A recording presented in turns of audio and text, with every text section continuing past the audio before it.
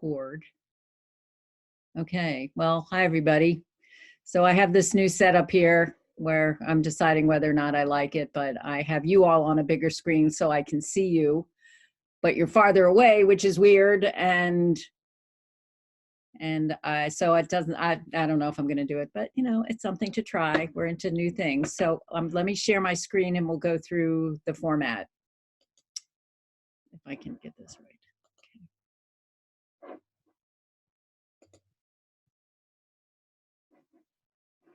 Well, I guess not. Let's see what's going on here.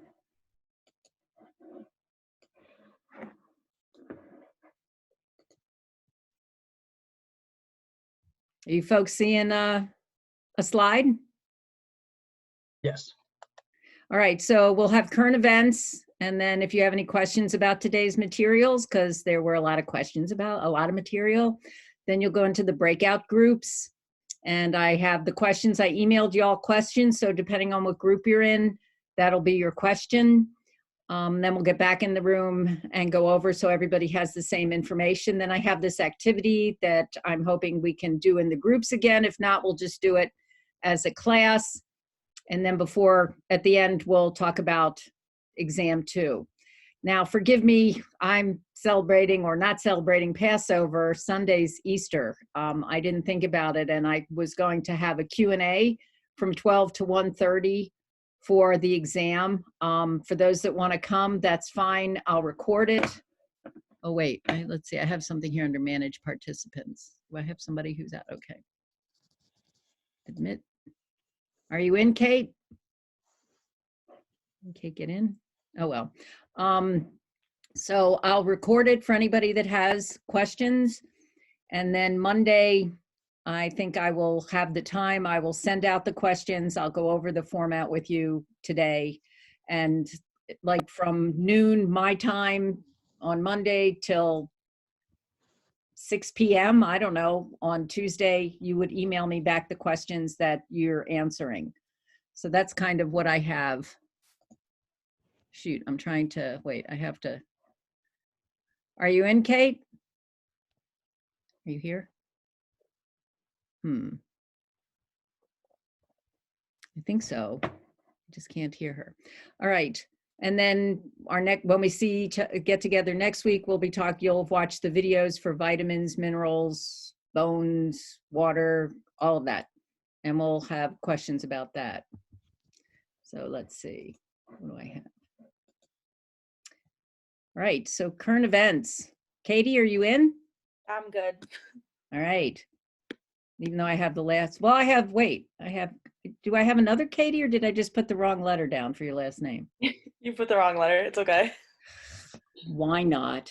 All right. So, well, Lindsay, let me let Kate, since I already called on Kate, what do you have? So I looked up another fad diet just because I find them kind of entertaining to look up. And one of the ones that I was looking at was this lemon detox diet. And I know that we talked about detoxing and that it's really not, there's no like scientific evidence that it actually like helps. Because it says it gets rid of toxins, but like what toxins in your body is it really getting rid of? Right. But so this diet was just a quick summary was you can do it for like a week to 2 weeks and you replace all of your meals with this drink and it's made out of water, lemon juice, cayenne pepper, and this like natural tree syrup. Yeah. And so it's like kind of like a fasting thing too, considering you're not eating literally anything besides this drink. Right. And it's supposed to stop your body from entering a starvation mode because of like the high frequency of consumption, because you're supposed to have it like every 2 hours. Yeah. And along with it, you're also supposed to have a saltwater mix and laxative teas. So just from the start, like it doesn't sound like a very like healthy sort of detox at all, considering you're having so like laxative teas and that, which is already like clearing you out and you're not putting anything into your system. So, and I looked up like what some like nutritionists were saying, and I mean a lot of them are like, no, like we don't recommend it, but there are still like a lot of celebrities and people who really like enjoy this detox.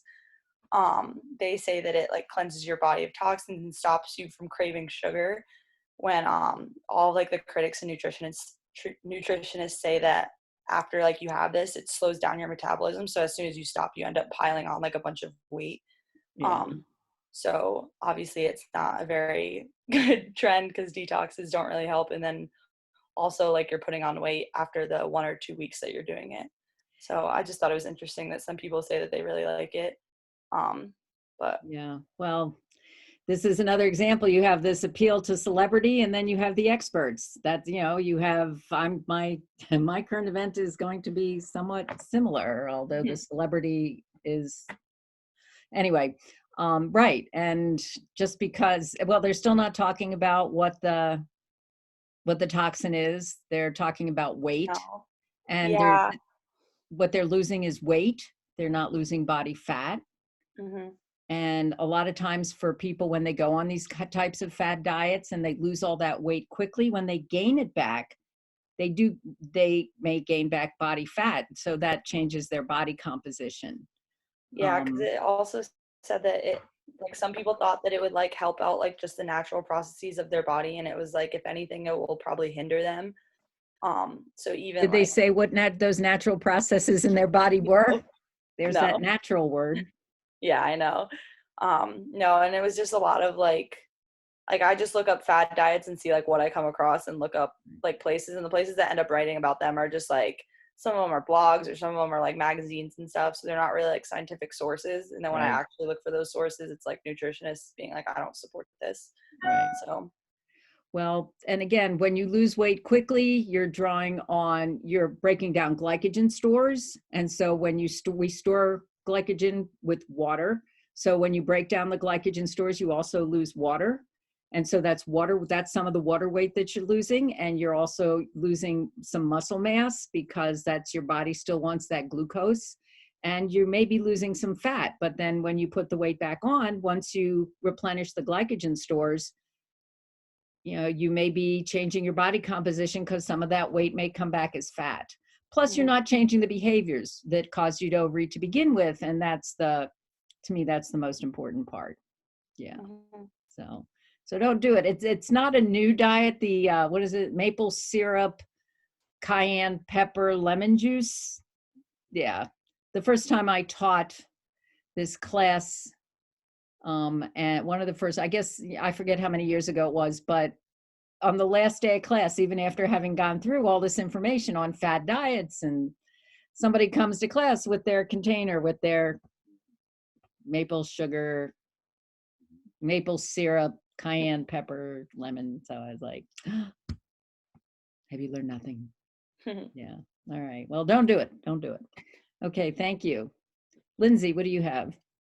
So kind of adding on that, I was searching for like things on Instagram. I didn't come across any because I think those are interesting too, just to Uh-huh. see what popped up.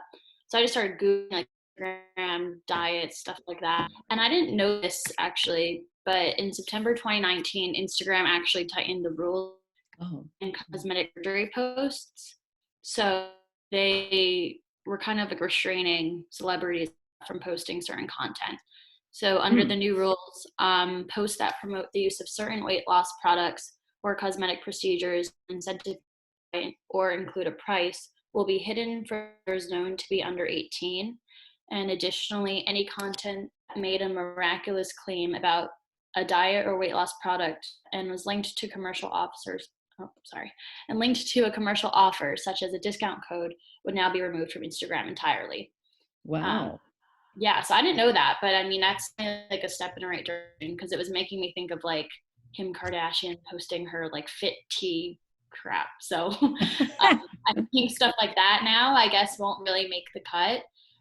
And then it was also talking about an actress who started a movement on Instagram promoting reasons why like these like unhealthy lifestyle products being shown on Instagram are so bad for people, especially younger people who are like being kind of really exposed to all the information. Mm-hmm. Yeah, so I just thought that was interesting because I didn't know that they had done that, but I think that's good that they're doing that. No, how many people do they have to, I wonder what their algorithm, what manages to get through their algorithm. I know. Yeah, I don't know how they're deciphering kind of what's Yeah. okay and what's, but I think Yeah. they're able to manage what posts are sponsored so they're probably going through Oh, those, making sure the product isn't bad. wow. Well, I have an Instagram account, I think. I haven't looked at it, so I don't know, but wow. All right, thank you. So I just realized my current event is not nutrition based, but it's critical thinking based. Because there's a lot of, let's see if I can, have any of you seen this? Have any of you heard yet of hydroxychloroquine? Chloroquine? That's Well, when Trump has money in, right? Well, my understanding is he doesn't have that much money in it. Only because I go to Snopes, that's one of my site debunking sites, and the money he has in it is not, but he has other people whispering in his ear, telling him that this is something that he should be promoting. So it makes me wonder if the whisperers do. But what he's saying, and when he stands in using it's not appeal to celebrity, which like Katie, you were talking about when people promote these kinds of fad diets or on Instagram, but he has a huge platform. And what his comment was, oh, come on. I feel good about it. That's all it is. It's just a feeling. And that's not anything anybody should be listening to, but he has his platform. And it frightens me that people, listen to this platform. Let's see if I can get my slide moving here. There are clinical studies that are being done on medications against COVID, but they're only just starting. There was one that just started on Tuesday in New York. But let's remember that just because something works in a petri dish, just because something works in a test tube, doesn't mean it's going to work in humans. And this is an example of who should you be listening to? The celebrity, the person with the platform, or the experts? And the thing about hydroxychloroquine, there have been places that were using that because it was getting all kinds of press. And a Swedish hospital just stopped a trial of using this drug. And remember, this is a medication that's out there, and it's used for people who are suffering from malaria, are suffering from lupus, and are suffering from rheumatoid arthritis. And these folks are having trouble getting this medication because there are unethical doctors that are prescribing it based on somebody who doesn't know what the medication should be used for. So they stopped a study in Sweden because of the side effects, which include, in this case, blinding headaches, vision loss, cramps. So that was in Sweden. They halted a study in France due to cardiac or heart side effects. So this is a dangerous drug. This is not something that anybody should be recommending that hasn't been studied. There are trials that are being started because of compassionate use, but there was a site on the CDC. The CDC just took down information saying based on anecdotes it was being used, because that's not science. Anecdotes are where you start the research. It's not where you stop the research. So they finally changed it to say there are no drugs or other therapeutics approved by the US FDA to prevent or treat COVID-19. And when Trump says, go ahead, try it, what do you have to lose? The president of the American Medical Association says you could lose your life. So this is, again, where you folks, we've talked about using critical thinking skills, trying to assess claims when they're being made, being able to separate anecdote from research and make those decisions based on the best available science. And the best available science right now does not at all recommend using this medication for prevention or treatment. If the studies show that it's possible, then yes, it's something that should be done. But right now, the information just isn't there. So that's my current event, because I'm quite concerned. Let's see if I can. I kind of have a question about that. Please. So if it's not, I'm just confused, because if it's already on and it is being used for things, and people are saying it's not safe, then why is it on the market and being used? Perfect question. Because with respect to autoimmune diseases, with respect to malaria, the risk benefit has been assessed. They're already under medical care. They are, if they have a pre-existing heart condition, if they have other conditions, they're under medical supervision, so that if they start to experience symptoms, this is something that they can work with on their doctor to find something else. But these are people for whom no other medication works. Now, remember, we talk about a bell curve. So people fall under different places in the bell curve. So folks that are staying on the drug either have decided that some of the discomfort they are experiencing is worth the benefit they have from the anti-inflammatory effects of the medication, or they don't experience the side effects, or they do and they go off the medication. So this is what clinical trials are about. So this is something, these are medications that have been tried in situations where they're, again, the point being they're under medical supervision. So that's a really good point. You know, why are they out there? Because they do have these side effects, and it's because when you look at the benefit for these people who are already suffering, it So outweighs. Sorry, to No, go ahead. So do you think that, like, I mean, just based on that like, would ever consider if they found it, like if they doing these trials, if it found to be something that can help, do you think they would consider doing it, but only administering it when people are in those controlled situations, the same way they do with like lupus? Yes, absolutely. I think, but that's the purpose of clinical trials. Yeah, having the test first. Yeah. Now we're, in this situation, they might not start out trying them on healthy people, because they've already tried this on healthy people when they got approved for what their known purposes. So that's why they know what the side effects are. But to say there are no side effects, what have you got to lose, is irresponsible. So that's why I find that, and in terms of prevention, there's no proof that it prevents. I don't know where he got that information from, except, and this is based on nothing except my own bias, the people that are telling him may have a financial interest, but that's all anecdote. So being the hypocrite that I can be, I won't say that, I won't say that that's accurate. I'll just say that I don't know why he's recommending it. Any other questions about that? But that's a good question. That's a perfectly legitimate, I think, fair question to ask. Why is it out there if it has these side effects? Because for the people for whom it's effective, the benefit outweighs the risk, and they're already under supervision. I have a quick question about the CDC guidance around face masks. Good. Yes. I don't know why it took them so long to, they're supposed to present us with the best available science. And to me, it seems like face masks aren't really a novel piece of science. So I don't know why it took them so long to give that recommendation. Also a really good question, because the best available science didn't show that it made a difference. And the question is whether or not the best available science still shows that it makes a difference, as opposed to erring on the side of caution. My husband and I took a ride yesterday. We went into Boston. It was very exciting to get out of the house. We were in our car. We saw people wearing the masks. They were wearing them under their chin so that they could talk to the person next to them. Somebody was wearing it up over their nose. And the idea of the mask is that it prevents other people from being exposed to what you might have, so that if you're coughing or sneezing into the mask, it's preventing the droplets from going around. It's not protecting you from other things. It's protecting others from you. And so if you're someone who's wearing a mask, but you don't like the way it feels, or your nose itches, and you put you are still at risk. So that's what, and plus the concern, this is why we have, guidelines on how to make them out of, we're making them out of cloth napkins and rubber bands for when we go food shopping or something. But you want to save the N95s and the other types of masks for the healthcare workers that are being exposed in a close situation to people who are sick. Does that make sense, Zach? It makes perfect sense. Thank you.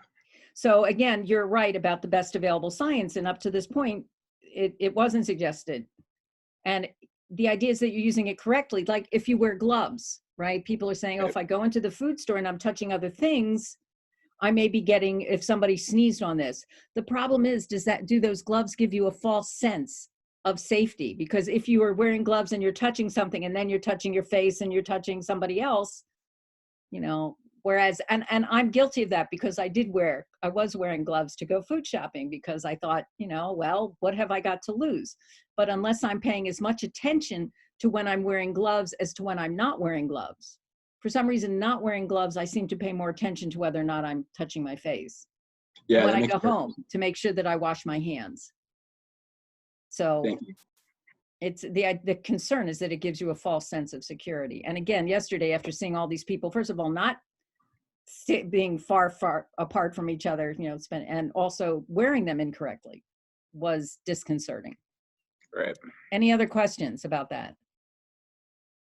I just have a comment about what you said about the gloves. I saw something the other day and it kind of put things into perspective for me relating to the gloves. Is like, if you wear gloves to prepare raw chicken, you wouldn't go and like pick up your phone after touching the chicken with Yes. gloves. Good. So what makes you think it's okay to like do that after touching all this stuff in the community around you and then picking up your phone? It's like you're just transmitting the germs without really thinking about it. Right. I also just noticed too, just like taking my dogs out for a walk and stuff like that, you see the gloves everywhere, just like thrown on the side of the street. And it's kind of my like sad to see just because it's supposed to be like helping you and it's just everyone's throwing them on the street and it's just making things worse in that respect. Why are people throwing them on the street? I don't know, just around here, everywhere, like I drive around, you just see like the gloves and the face masks just like not in the trash. It's just Oh, people like wow. littering and stuff like that. That's unfortunate. That's unfortunate. Okay. Any other questions about that? I feel like since I also teach health and disease, and this is something I'm giving to their class and that I looked up for them, I wasn't looking for nutrition stuff, but I thought we could all benefit from it. So does anybody else have any questions? I kind of have a small current event. Earlier this week, a scientist in my area was interviewed, and apparently he has like a potential cure to the whole corona thing. And he like created this product that it has already been approved by the FDA for treating herpes and other influenza like viruses. Uh-huh. And he has been going through the stages right now, like all the trial stages to get it like up to like to be able to be tried in people. And a couple people have opted in to take it who have been tested positive for corona. And I think in the article it said it like turned it off, like it like they felt better, like it stopped it, and like so their body could recover. And he was like asking for it to get like people to spread the word so he can get into contact with like Trump or the FDA so they can like make it quicker. Track it. Fast track it. That's okay. And stuff. But I haven't seen anything else about it, but I thought it was pretty interesting. Well, why will you send it to me? Yeah, I can send you the article. I would send it, for example, Snopes.com. They're always taking questions. They've devoted a chunk of their website to information on COVID-19. I would say, if you're interested, if you don't want to do it, I will, because if the president of the United States can be out there promoting something that hasn't at all been tested in this particular case, and hasn't gone through clinical trials, and this is something that you may have known, or this person knows about, then that would be really interesting. I remember my niece sending me something about how Israel had developed a vaccine. Well, what she left out was the information was that Israel had developed a vaccine that's ready for testing. Oh, okay. So that's still another 12 to 15 months away. So things may be in the pipeline, but they still have to be tested. Yeah. Okay. Yeah, I can send you the article. I just got to find it. Okay. Well, that's fine. That's fine. All right. So I asked you to look at a lot of information.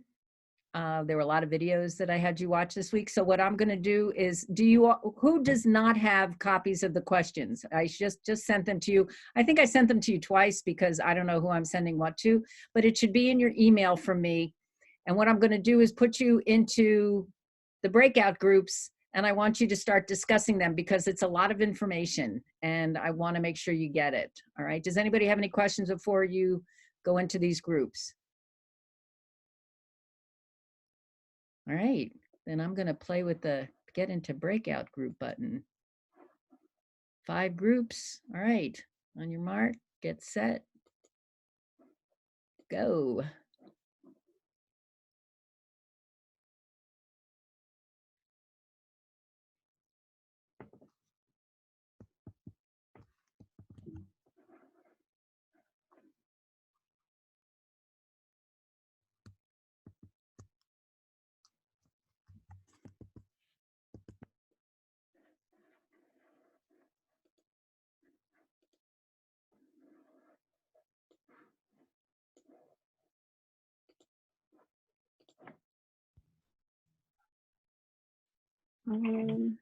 So, oh gosh, let me push my pause button for.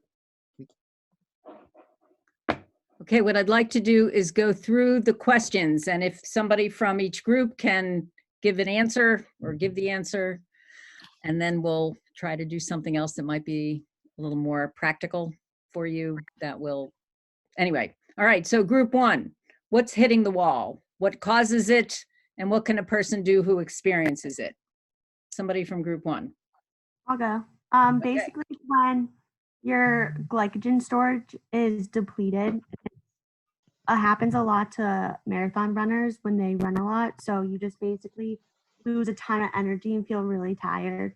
So an easy way to get it back up is to have like pure glycogen, which can be go through the mouth. And a lot of runners carry around snacks. So when they hit that long mileage, they can get that energy back up and go. Okay, so somebody who wasn't in group one, want to tell me what they understand? Has anybody ever experienced hitting the wall? Any of my athletes here? Nobody? Definitely. Yeah? What were you doing? Well, I ran cross country in high school, so I mean, it was definitely less exertion than a marathon, but if you weren't properly, like if you hadn't been eating well that day, you would still hit a little bit of wall. Mhm. And then during training and stuff, like I've done a couple half marathon distance runs, but never an official one, but during those, definitely. So one of the things that training can do, and I think I had a slide that talked about this, the fuels that are primarily used during exercise are fat and carbohydrate. And I talked about the difference between aerobic and anaerobic exercise. Ultimately, all the energy that's used for muscle contraction is ATP. It's where the ATP is coming from that's related to the intensity and the duration of the exercise. So with training, what happens is your body can turn to your fat stores more quickly, thus conserving glycogen stores. What I ask you to do in this case is to go back and look at, there was a picture, there's a slide that shows a crossover between fat that we start off fat at, let's say 85%, no, it's carbohydrate. We start off using carbohydrate and then you deplete your glycogen stores. And then depending on the intensity and the duration of the exercise, you start using more of your fat stores. And what training can do is as you train, your body's making more enzymes, it's involved in you're basically experiencing different ways of using energy. And if you can start using your fat stores more quickly, particularly if it's a long duration exercise where you start using that acetyl-CoA, those fatty acids, then you can conserve your glycogen stores for longer periods of time. And yes, what a person can do is replenish those glycogen stores either while they're participating in the event, whether it's, did you ever eat anything, Kyle, or take those goo or whatever those things are? Never during a run, because I was never running far enough competitively where I really felt I needed them. But okay. All right, so there are things to do. And then when you're done, the goal is to help replenish your glycogen stores, whether it's by drink, whatever you feel like doing when you're done. Some people don't feel like eating, but as I said, Nancy Clark recommends chocolate milk and French fries. It helps replenish carbohydrates. It helps replenish fluids, and you have electrolytes from the salt in the French fries, and you have chocolate, which is of course good for everything. My sister's Professor, ultra marathon, and she eats like a big snack after she trains. And if she's hungry for that, that's fine. Some people find that after they've been involved in an intense event, they just can't eat, but it's really important to stay hydrated. And if after an event you can, again, not from experience, but if you can, get some carbohydrate in that, you will ultimately replenish those glycogen stores within the next, 4 to 6 hours. So, yeah. Tommy, did you have a question? Yeah, I was wondering if you know anything about runner's high, because I've heard about that before. Or is that anything similar to hitting the wall or something like? What do you Oh, know my about it? understanding, it's the opposite of hitting the wall because it causes endorphin release. And so people feel good. And I honestly, if you're running a marathon, I hope you're producing as many endorphins as possible because that will get you through. I don't know if it gets you past hitting the wall, but yeah, it's because of the things that what your body goes through, it produces endorphins. Do you know anything about endorphins? Tommy? Uh, Kyle, do you know anything about endorphins? Have you ever had an endorphin rush when you were exercising? I know endorphins make you happy, but that's all about all I know about them. And I mean, runner's high, I've never really found like running can put me in a good mood when I'm in a bad one. But if I go into a run with a positive attitude, like it'll Mhm. amplify my attitude. Okay, so there you go. Well, it may work, it may not work. Individual So I results think may it's vary. kind of it's like yeah, slightly a myth, but I think it definitely, like, if you're in the right mindset while you're exercising, then exercise definitely has amplified my. yeah, because I think I've felt it before. That's why I'm asking. Well, then Uh, go with it. It's not yeah, hurting you. It's something that your body's producing naturally. Whether or not it's overhyped, I haven't looked into it. So, all right. So let's see. Group 2, what fuel does the body primarily use during long duration activities and why? I can try to do this one. So it uses fat, and it's primarily because it's aerobic, so there's oxygen, and this allows the fatty acids to enter the mitochondria, and then in the mitochondria it can be broken down. The 3 carbon molecules can be broken down into 2 carbon molecules plus the acetyl CoA, and then that goes through a number of kind of like not transformations, but stages, and that releases the ATP, and that allows you to produce more ATP than with like lactic acid. So, okay, yeah. What you have to remember is that during lower intensity, longer duration exercise, your body needs a more steady supply of carbohydrate. And maybe this is, oh, okay, we'll get to that. So first you start off using let's say it's a marathon and you're sprinting, you start off at a high intensity and you're using carbohydrates, maybe ATP, maybe creatine, maybe lactic acid. Although a marathon runner doesn't want to do that right at the beginning. They want to wait till the end to start sprinting. But for long duration exercise, that means it's aerobic and it uses oxygen. And in order for fat to be used, it needs to be the fatty acids have to be broken down into the 2 carbon chains, from the even numbered fatty acids, right? If you recall triglycerides, and when you go back and review the video, when you look at the structure of a triglyceride, it has a 3 carbon backbone, but it has even numbered fatty acid chains attached to it. And it's those fatty acids that can get broken down into 2 carbon fragments and enter into the mitochondria and become acetyl-CoA. Only 2 carbon fragments can enter the mitochondria, and they need oxygen in order to do that. So fatty acids, once they enter into the mitochondria as these fragments, can then go through a bunch of reactions. I may have mentioned it in the movie. It goes through the TCA cycle, it goes through the electron transport system, but each step along the way releases a lot of ATP. And the difference among the many differences between aerobic and anaerobic is that aerobic you can do for longer periods of time. And that has an effect on the fuel that your body is using to provide energy for muscle contraction. Right? So fat is what's used.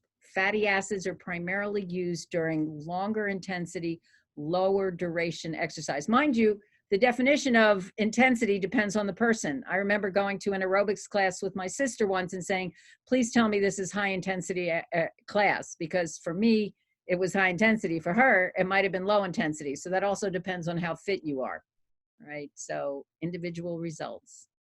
Questions about what fuels are used during long duration exercise? All right, group 3. Why is a high-fat, low-carb diet not recommended for training in high-intensity sport?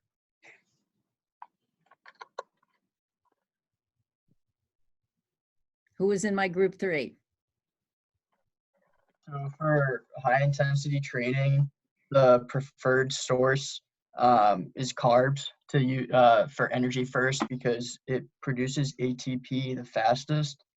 The issue is if you have a low carb diet and you're relying mostly on fat, so you're going to go from fat to protein, which could cause muscle loss.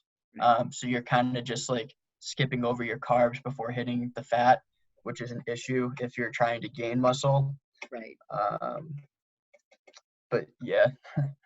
No, but this is kind of what that one PowerPoint or what that one video is about. So during high intensity exercise, that's anaerobic. People who are doing, for some reason, there's a sport called shot put. I don't know what it is except throwing something heavy and hard, but also sprinting, also weightlifting. You don't use a lot of oxygen in that moment. And so you are using glucose. But it doesn't completely break down, right? When we talk about aerobic and anaerobic, aerobic means that the glucose gets completely broken down and it goes from that 3-carbon molecule into a 2-carbon molecule and enters the mitochondria. That's why aerobic exercise can go on for such a long period of time. But with high intensity exercise, you can only use carbohydrate to produce lactic acid. That's what's used during high intensity exercise. Fat can't be used during high intensity exercise because only that 3-carbon glycerol backbone of the triglyceride can be used to provide pyruvate, which forms lactic acid. Right? So fat is an inefficient source of energy for anaerobic exercise. So for all the people that are following these low carb diets, their efficiency at these high intensity exercises, studies show, decreases because they don't have enough ATP for longer to keep up the intensity for long periods of time. So yeah, a high fat, low carb diet is lousy for high intensity exercise. So there.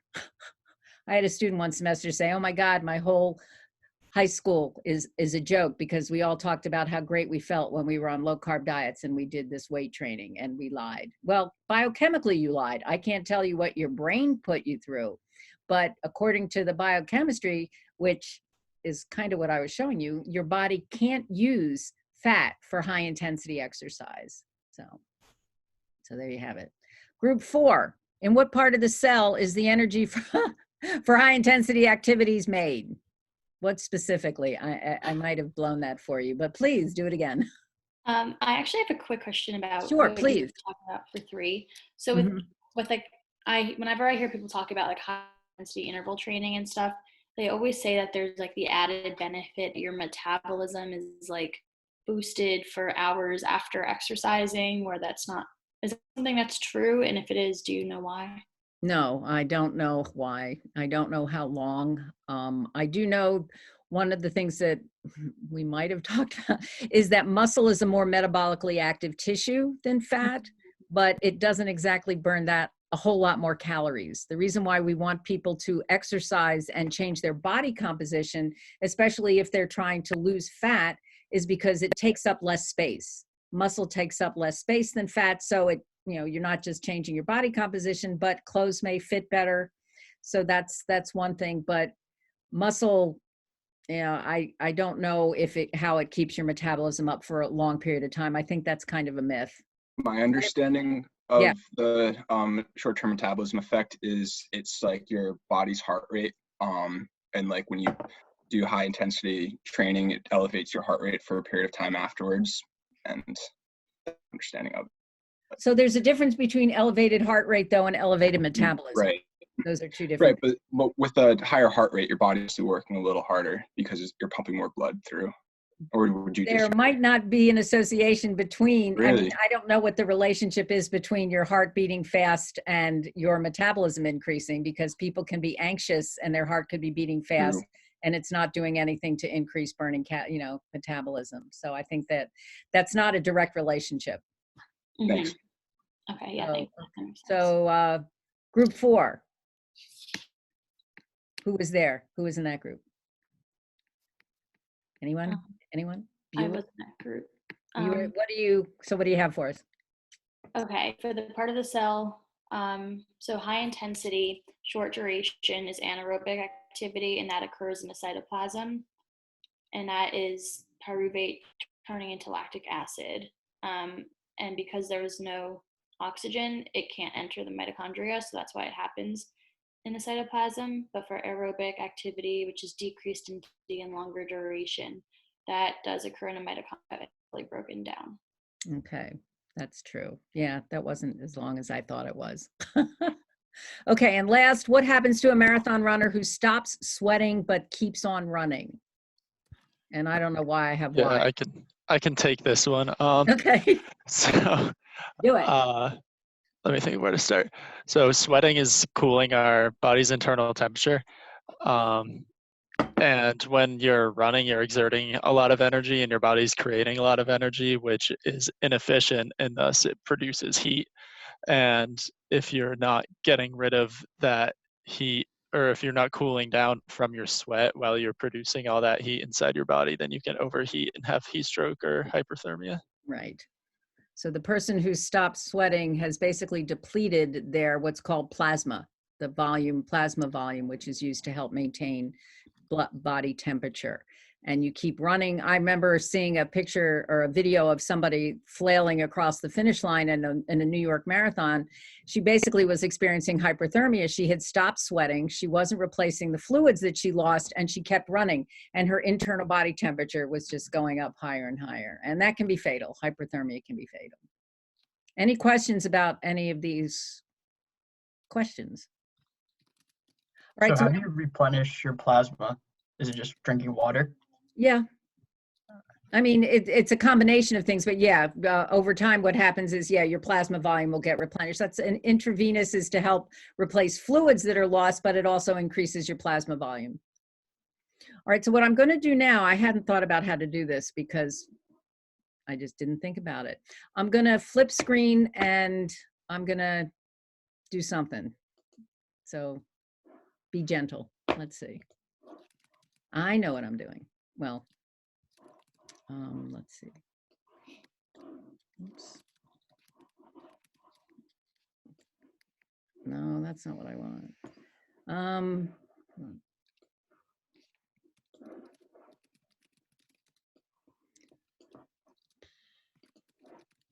All right, what are you folks seeing? Are you seeing anything? We see the discussion questions. Okay, all right, I'll take it.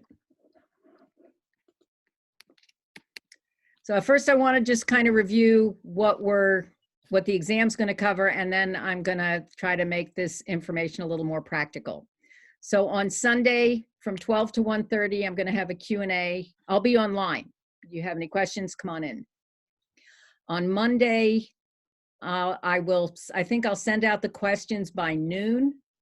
And what will happen is that there, I think, are 6 or 7 questions. 2 of them, everybody has to answer. And the other ones, it's like pick one of 2, right? You'll have a choice. The topics range from digestion through today's topic, right? So there will be a question from digestion, and there'll be a question from fiber, from carbohydrates, right? So from the things that we covered in class, but you'll have a choice of questions to pick. And then to have it back to me by 6 p.m. my time on Tuesday. All right. That's what I have for exam. And So, yes. oh yeah. Sorry. Do we have to answer all 7 questions after the? Let's see. How many do you have? There might be 7 questions. I'm not giving you a time limit. It's open book, it's open video. I want you to understand the material, whatever helps you understand the material. What I ask you to do is not write a book for each answer. You should be able to answer each question in 3 or 4 paragraphs. One of the questions might be a diagram. You can do in diagram format where A, arrow to B, arrow to C.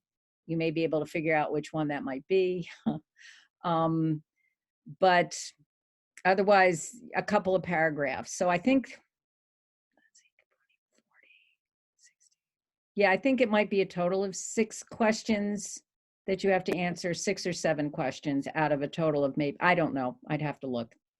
But the idea is that 2 of them, everybody answers, and the rest of them, the other remaining questions, you have a choice from the different groups, okay?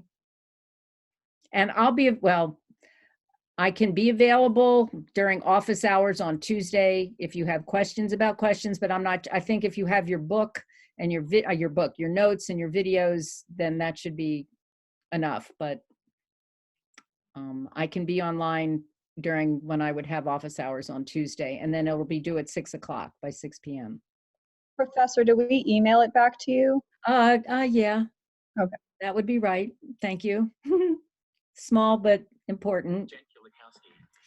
All right. So what I'd like to do now is kind of put a practical face on what the rest of this. Hold on, my friend's calling me, and I have to take a point off my final course grade. All right. So what I'm going to show you, we're not getting into groups of 4 or 5. We're all going to do this together because we have maybe 10 minutes left. And what I'm going to do is show you an activity, and I want you to somebody tell me if it's aerobic or anaerobic, and what fuel you think is being used for that activity and why. And I'm going to go through these with you, and I'm recording it, so do the best you can. All right. So let's see, what's next? So for example, the last 2 minutes of the Boston Marathon, would that be aerobic or anaerobic? Anaerobic. Okay, it would be anaerobic. And what fuel would you be using? Carbs. Carbs. More specifically, if it's anaerobic, where's the ATP coming from? Glycogen. That's where Lactic acid. Oops, let's see if I can. Right, so it's an anaerobic exercise, which means the absence of oxygen. Somehow this person who's been running forever sees the finish line, they're getting a burst of energy, maybe it's the endorphins, maybe it's adrenaline, and now they pick up their speed. And what's happening is because this is anaerobic, that glycogen broke down to glucose, which broke it down into that 3-carbon pyruvic acid. In the absence of oxygen, it could not get into the mitochondria, so it forms lactic acid. And that's what provided the ATP for the last 2 minutes. Questions? Okay, let's see. Next. A 45-minute walk. Aerobic. It's aerobic. And what are we using for fuel? Pardon? Fat. Okay. So what's happening is that this is an aerobic exercise. For our purposes, 20 minutes is the magic crossover. Again, everybody's different, but so you're using fat, right? It's aerobic, there's oxygen. Maybe at the beginning of the walk, you were using carbohydrates, but as you went past that magical 20-minute mark, you started breaking down your triglycerides. In the presence of oxygen, you're able to break down fatty acids into acetyl-CoA and get lots of ATP.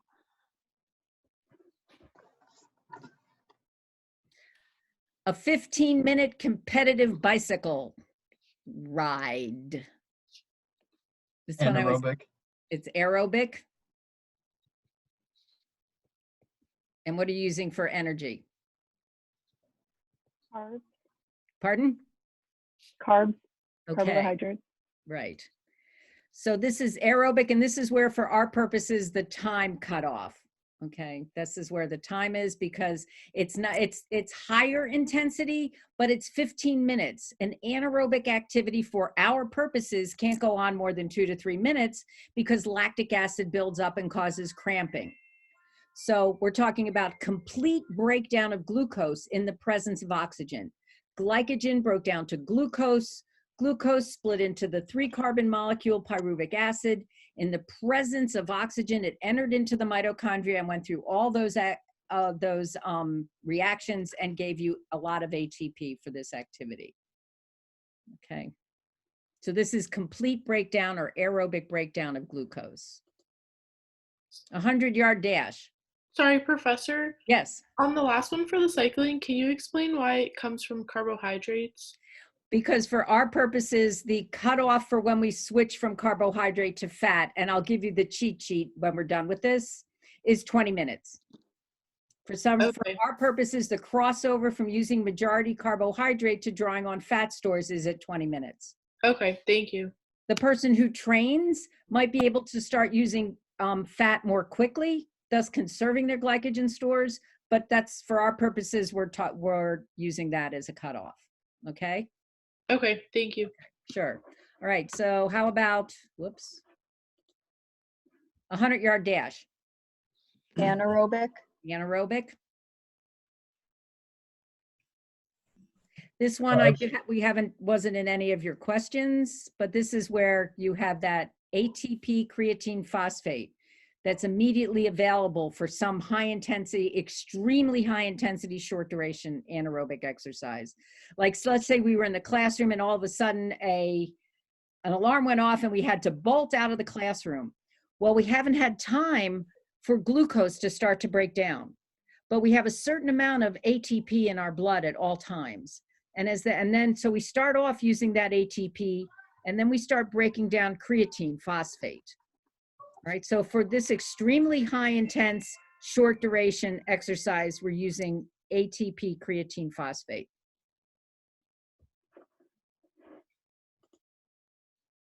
A weightlifter, lifting weights. Anaerobic. And what are we using? For energy, what's providing ATP? Lactic acid. I think so. Yes. Okay, so by definition, anaerobic means short intensity. No, short duration, high intensity, and this can go on for 2 to 3 minutes. And so you can start breaking down your glucose, but in the absence of oxygen, you form lactic acid. Hiking for 2 hours on the Freedom Trail, which would seem like such a nice thing today. Not today, but what are we using? Is it aerobic or anaerobic? Aerobic. And what would you be using at the 2 hour, an hour and a half to 2 hour mark? Fat. Right. So this is the proverbial cheat sheet, if you will. Okay, so this is on this information, it has intensity, duration, preferred fuel source, if it's anaerobic or aerobic, and an example. All right, so this kind of is supposed to kind of draw everything together. Okay, so that should, I'm done talking. All right, so one more time about the exam. So I think there are 1, 2, 3, 4, 5, 6. So there's 7 categories, if you will. Everyone will answer the question on digestion. There's a question on lipids and heart disease that everyone answers. And then you can choose, there will be 2 questions in each of these categories, and you can pick one of those 2. So Tommy, I think it looks like it's a total of 7 questions. The first 2 are each worth 20 points. The others, I think, are worth whatever 60 divided by 5 is. 12. God, my brain is mush. All right. Questions? Oh my God, class is over. This is all, I'm going to record this. I'm going to send it to you. But yeah, if you want to write it down, please go ahead. But I'm going to stop recording now because then it will start saving it.